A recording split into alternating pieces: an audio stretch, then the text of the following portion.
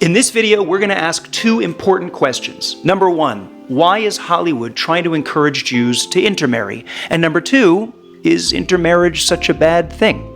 Since as long as I can remember, TV and film have spoon-fed me a consistent diet of likable Jewish characters who are irresistibly drawn to non-Jewish partners. You've got Schick's appeal. Jewish men love the idea of meeting a woman that's not like their mother. The examples are everywhere. Woody Allen in Annie Hall, Ben Stiller in Keeping the Faith, Fran Drescher in The Nanny, not to mention Dharma and Greg. Yes, Dharma is Jewish.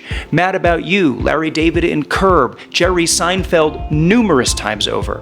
More recently, Adam Brody seems obsessed with the subject, first as the product of intermarriage in The O.C., and then as a Reform rabbi who dates a non-Jew in the new hit series, Nobody Wants This. In fact, intermarriage runs so deep in popular media that it is featured in the first talking film ever made, The Jazz Singer, about the son of a rabbi who becomes a popular entertainer and, yes, dates a non-Jew.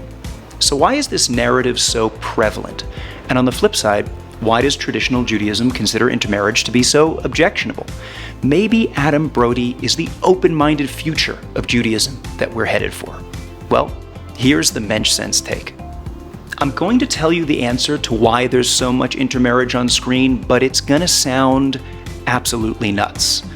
The reason why Jewish characters so often couple with non-Jewish ones is actually because Jews dominate Hollywood. Let that sink in. No, I didn't misspeak. It's not a secret Christian conspiracy to convince Jews to find nice Gentile partners, although we are a pretty good catch. It's Jews and their own hang-ups about being perpetual outsiders that is driving the narrative in Hollywood.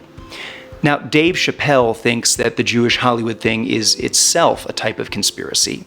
Telling you, I've been to Hollywood, this was just what I saw.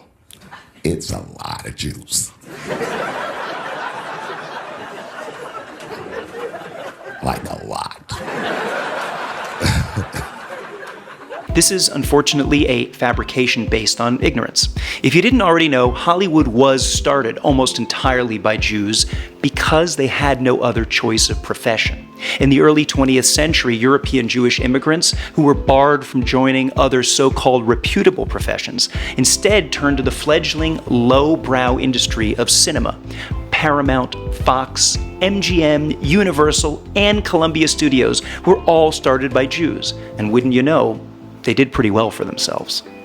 Eventually, these successful entrepreneurs were rubbing shoulders with blonde-haired, blue-eyed movie stars, making movies about the American dream, which was still coded as a very Christian American dream. The Jews of Hollywood finally saw an opportunity for acceptance by the very same culture that had rejected them in the first place, and that was intoxicating. Movies like The Jazz Singer expressed all the inner angst of this newfound social mobility. They weren't self-hating Jews, they just wanted to have their cake and eat it too.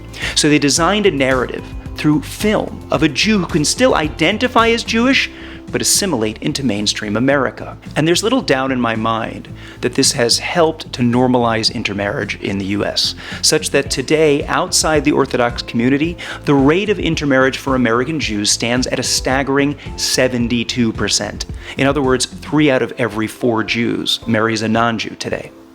So that's why Adam Brody is making a good career off of portraying a rabbi who can stare dreamily into the eyes of a non-Jewish girlfriend and not feel much inner conflict. But now we turn to the next question. Should Adam Brody be conflicted? Is intermarriage somehow objectively wrong? You'll probably get very predictable answers based on the type of Jew you ask. Orthodox Jews will say, of course, that intermarriage has been forbidden in the Torah for thousands of years and is codified as such in Jewish law. Reform Jews will say, the more the merrier, bring your non-Jewish spouse to Yom Kippur services. Conservative Jews usually fall somewhere in the middle. Since this debate is down to each denomination's prior ideological assumptions, you won't make much headway if you try to convince the other group that your opinion is right. But there is one objective metric that makes intermarriage more than just a matter of opinion, and that's demographics. As mentioned before, since 2010, fully 72% of Jews who got married in that time did not have a Jewish spouse. Of these intermarriages, about 2/3 of them continue to raise their kids with some Jewish identity. Now that might be a hopeful sign until you zoom in on the details. It was actually a professor at a university aligned with Reform Judaism, Stephen M. Cohen, who raised the alarm in an article at the Jewish Forward, itself a progressive paper. By the time you get to the second generation of intermarried Jews, 68% of them do not raise their kids with a Jewish identity. And of those kids who still do consider themselves in some way Jewish, only 5% of them self-identify as Jewish by religion. This means that within 2 generations of intermarriage, there is basically no longer a strong Jewish identity at all amongst the descendants.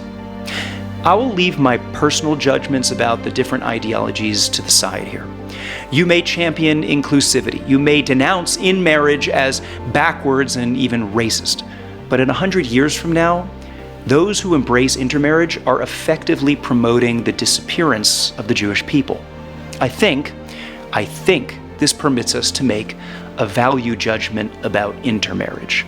Adam Brody is indeed causing harm to the Jewish people by normalizing relationships with non-Jews. Now, I'm not laying all the blame at his feet. Part of the show, Nobody Wants This, does deal with the fuzziness of Reform Judaism's own ideology and its inability to reconcile contradictory beliefs.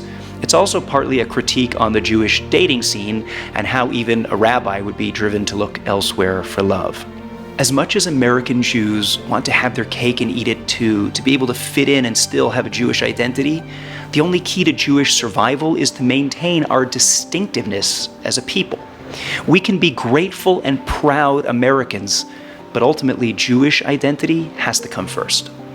You may dislike or disagree with this judgment, but if you're Jewish and you're watching this video, ask yourself, what is the likelihood that your grandkids will have a Jewish identity? If the answer is very low to almost nil, then your opinion might not even exist by the end of the century.